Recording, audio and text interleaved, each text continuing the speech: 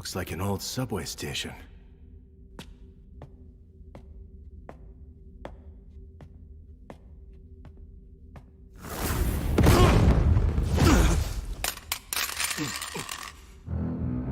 That was powerful. It burned through my coat instantly. Where's the shooter?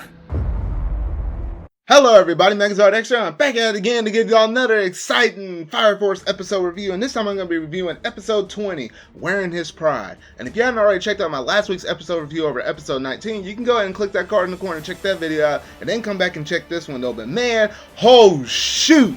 Okay, so we're getting into some really good fights this time around, and oh dang, the highlight of this episode was Latinate Hinawa. Oh my goodness. So for y'all that might have thought, hey, this dude right here, he seems sort of kind of alright. He's kind of K with his pyrokinetic powers and what he's able to do. He's more like a support character. No. Don't underestimate this dude, because man, this dude came in here literally guns a-blazing. And when I mean guns, like, no, those rifles that he shot, that, you know, because at first he was playing around with Shinra before, several episodes ago, where he shot him with a bullet, and you know, he's like, oh, that didn't even hurt. No, this dude can pack a punch behind that. You give this dude a serious assault rifle, he'll amp that power up by like 150% and blow you away with some sonic booms, literally. So man, there's a lot I got to talk about in terms of this. It's mainly just action, you know, in terms of what all happened in this episode though, but the plot elements didn't actually start to happen until like towards the very end, which that's a whole nother thing in itself I gotta talk about as well though. But overall, man, I really enjoyed this episode. So go ahead and sit back and relax and get comfortable as I'm about to get ready to talk about this latest episode review over Fire Force. What do you intend to do with Shinra? Tell me your objective.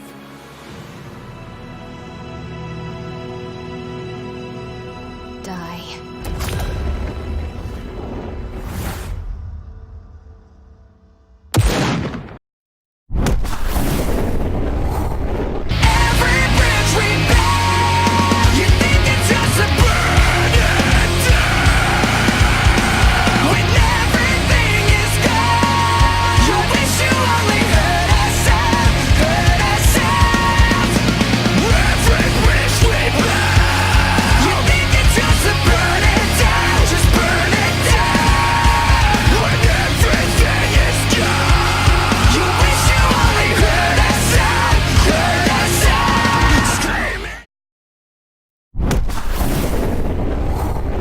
So starting off at the very beginning of the episode, we get to see Lieutenant Hinawa, and he's, you know, isolated by himself. So it's just him down there roaming around in those tunnels. And you basically get to see him walking back and forth. And then all of a sudden, you know, a fire shot just comes out of nowhere. And he's like, oh shoot, where did that come from? And he's like, okay, you know what? I'm probably dealing with some kind of sort of a sniper or whatever though. So you get to see him kind of going about and trying to, you know, locate this person without trying to give away his location. And eventually he's like, you know what? He's standing behind a pillar. It's like, you know what? I just can't keep remaining still all this time. So I'm going to have to do something in order to close the distance, because, you know what? I'm basically more powerful and in close range than I would be from far away from this shooter though.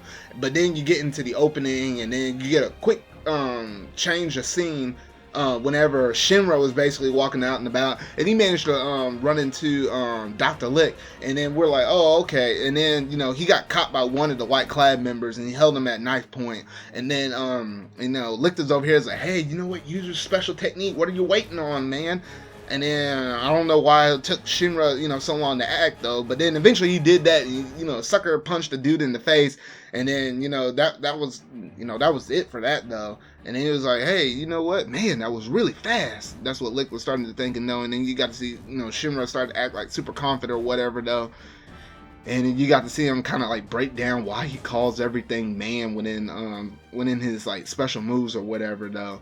But anyway, those two are like, all right, well, let's go ahead and start, you know, start looking around and see if we can find any of the other Company 8 members though. And then we get the bounce back to the fighting scene with Hinawa, and he was versing the Archer lady. And this right here was some pretty heated, some intense action moments. And we basically get to see these two kind of throwing down, you know, Lieutenant Hinawa trying to get in close. And then we get to see there's two other white clad members that are kind of watching from the side. And they're like, hey, the second that this dude, you know, leaves like a wide open, an opening for us to attack, we're basically going to assist Archer. But for now, we're basically going to lay low and take that, that cheap shot whenever the opportunity comes. And Archer was going at it. Like, she was shooting this dude from a long distance away. And, you know, eventually, you know, and Lieutenant Hinawa basically got banged up and everything, though. And he was like, oh, shoot, man, what am I going to do now? And he's like, you know what? If it came down to this, man, I'm about to pull out the heavy artillery at this moment, though. And he pulled out his gun. And this gun over here, man, he popped and locked this sucker, and he started putting all his kinetic powers up in it, and he started shooting that thing out as a cannon. And that thing was like bang, and it was so hard. And he's like, hey, even though I may not be able to shoot you directly with this thing packs so much of a punch that even if the shot does not hit you, the sonic boom from it will actually hurt you, and, you know, from the shockwaves and everything else. And then the two that were watching from the sideline that was going to take that cheap shot, they were like, oh, shoot, you know what? It would be almost suicide for us to kind of jump up in there while these two are going at it, because these two are shooting so hard, even though they might not being able to hit some direct shots off of these off of each other, the shockwaves from it are devastating in itself. And eventually, you know, the back and forth, it kind of took a toll on Hinawa, and, you know, there was one moment where he was basically on his back at one moment. And, you know, she barely grazed Hinawa on one side of his jacket and managed to burn it through. And then it was at this point where he's like, well, you know what, this might be the end of me right here. But then he started thinking back to some of the promises that he made with Captain Obi, and how he said, you know what, I'm basically going to be a leader for your company 8. As, you know, as the lieutenant role and everything, though. And then he looked at that 8 symbol on his shoulder and said, you know what, that's a little bit of motivation for me right there, because as long as I wear this company 8 jacket, no, I'm not gonna go down easily. I'm gonna go out swinging. So hey, you did wrong for not shooting that one, the shoulder that had the 8 on it, because if you did, you probably would have took most of the motivation out of me, though. But you shot on the wrong shoulder, baby. And man, this dude packed everything into this one last shot, and he's like, you know what, instead of just shooting it the way I've been shooting it, I'm gonna take the fire off of your archer shot and use that bit of fire to pump it up even more, and made it super deadly.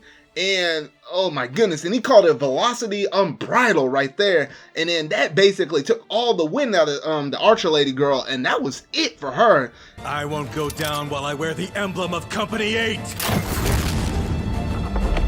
I'll use her flames to make it go even faster.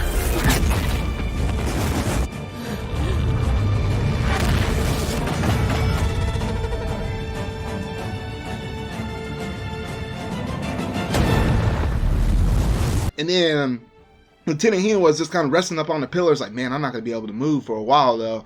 And then finally, these other two people that were watching from the sidelines finally joined in, and they were like, hey, you know what? Now you're at your lowest. And then Lieutenant Hinawa was like, dang, y'all gonna attack so cowardly, act so cowardly while I'm down and I can't even defend myself, and that's when you're gonna strike. But then it was like, you know what? That's villain stuff 1-on-1. Attack the enemy when they're the weakest or whatever, though.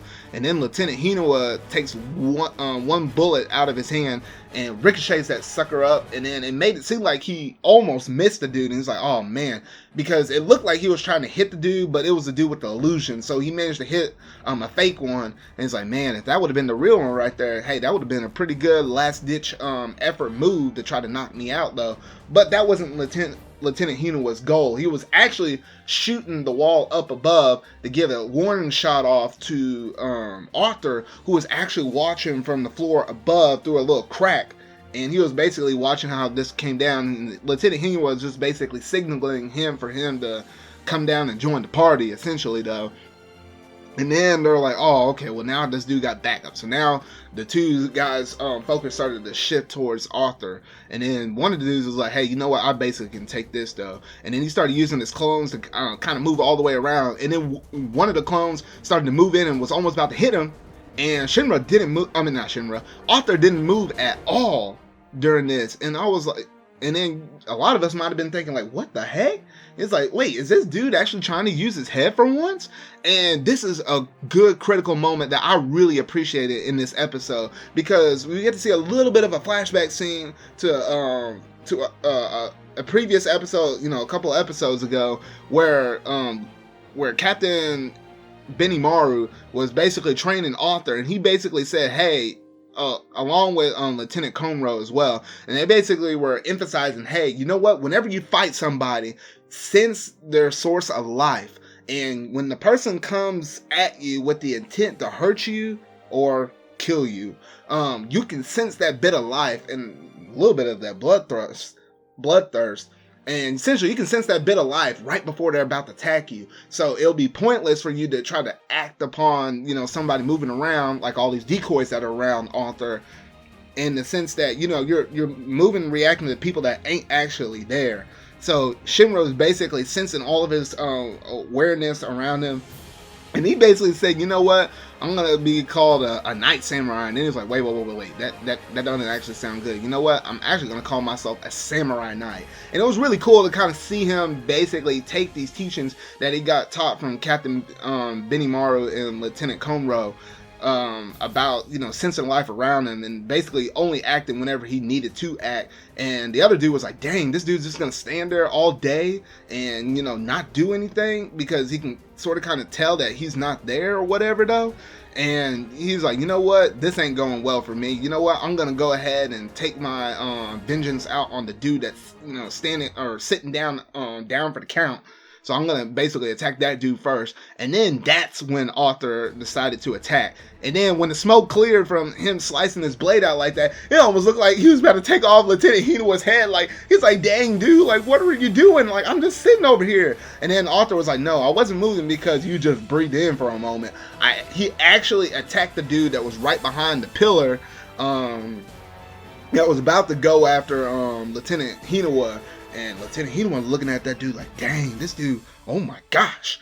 But anyway, all was forgiven at that point though. And then those two were basically reunited, and they're like, alrighty, hey, you know what? And it's like, what happened to the other dude? And the other dude's like, well, you know what? After we started fighting, I think the other dude probably just took off though. So anyway, those two started, so Arthur basically carried Lieutenant Hinawa up, and they basically started to try to look for all the other members though. And then we get to see a quick little scene where Tamaki was with Iris, and they were kind of walking down this tunnel, and then they saw this big old fireball. They got scared for a moment though, but then they figured out it was this sputter and flare, and then they managed to run into Maki, and they're like, oh, thank goodness. So basically all the girls are reunited together, and now they're basically moving together as one big old unit, trying to walk away though. And then we get brought to the final scene of the episode, where you basically get to see Captain Obi and Volkan, because those two were together, and they finally ran into Dr. Giovanni and Lisa.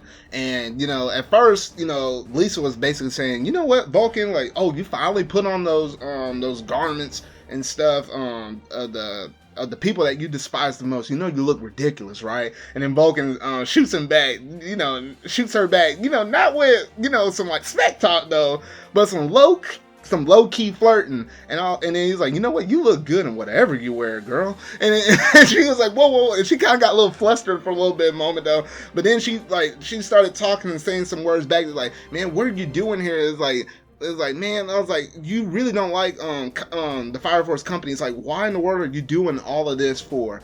And essentially, Vulcan's like, you know what, I didn't care about most of this crazy stuff that's kind of going on. I came here for you, Lisa. And it was at that moment where you saw her get really flustered, and we can basically tell that Lisa essentially had some feelings for Vulcan. And then, all of that immediately stopped, because Dr. Giovanni came in here and, started looking like really weird and kind of creeped out, was like really close to Lisa, and he basically said, hey, don't forget, who basically, brought you out from your low points, who basically taught you how to use all your pyrokinetic powers, who basically took you in and sheltered you and trained you to be the person that you are right now. Don't forget that you're basically indebted to me. And then And then she was like, you know what? Yeah, you're right, man. And she was like, you know what? Hey, y'all should basically know my real name. My real name is Feeler. And, you know, Feeler doesn't sound, you know, as a good name for her. So I'm still going to call her Lisa because, you know, I feel like that's probably what's going to happen within the anime anyway. They're still going to probably call her Lisa, even though if her real name's actually called Feeler, Lisa sounds a whole lot better for a girl like her, though. So anyway, we can basically tell that, hey, you know, Lisa at her core isn't really a bad person. She just got manipulated and misguided. So I feel like, you know, if they can break the bond that Giovanni basically has on this, or break the grasp that he basically has on Lisa, they can basically get her to turn around and basically get her to come to their side as a pure good person. So, you know, that's the real internal struggle that they're basically fighting right now, though. And, you know, Volkan's over here yelling out, he's like, hey, Dr. Giovanni's lying to you, don't listen to him. And then Captain Obi basically steps up and he's like, man, you did a rotten thing to her. You know, it's us being adults, we basically got to teach the youth the right things, and obviously the things you've been teaching her aren't good at all. And then Dr. Giovanni kind of just waves that off and starts, you know, laughing maliciously. And essentially he said, you know what, there's so many things that you don't even know. You trying to call yourself as a captain, you don't even know the true meaning behind the firebugs. You don't even know the reason why we really want to have Shinra on our side with him having that Adola burst and everything like that, though. And he basically saying that the evangelist basically knows all of these secrets, though, and essentially I'm not going to tell you anything about it, though. And then, you know, Captain Obi's like, well, that's where you're wrong, man, because I'm basically going to beat the snot out of it from you, though. And then essentially we basically get to see these two about to square up against the other two, though. And that's pretty much where the episode ends, though. So overall, I gotta say, this episode, oh my gosh, this is like one of those good episodes, similar to the last week. Because last week we got that little girl power team up, where you got to see, you know, Maki and Tamaki and a little bit of Iris. And then this time you got to see, you know, the guy power or whatever, though, with seeing Latinate Hinawa as well as Arthur thrown down. And now we're about to see a really good fight between Captain Obi once again, along with Volkan. And I think Volkan's gonna be like that main support kind of guy, while, you know, Captain Obi's the one that's going to be kind of going in. And based upon the fight that we got to see Captain Obi against Captain Benimaru, oh man, I think we got a good one about to play out within next week's episode, though. But yeah, that's about it for this episode review. So y'all gotta let me know down in the comment section what all y'all thought about this episode. What y'all did you really like? Maybe some things that y'all didn't like. And yeah, just let me know all that information down in the comment section down below, though. But yeah, that's about it for this episode review, though. So make sure to tune in next time for my episode 21 review, Those Connected. So remember, y'all, until whatever video I make next, see y'all. Why the spontaneous human combustion phenomenon is assaulting our world. The true nature of the bugs that have created artificial infernals. The secret behind Shinra Kusakabe's Adola burst. The evangelist knows all this and more. But I will not share that knowledge.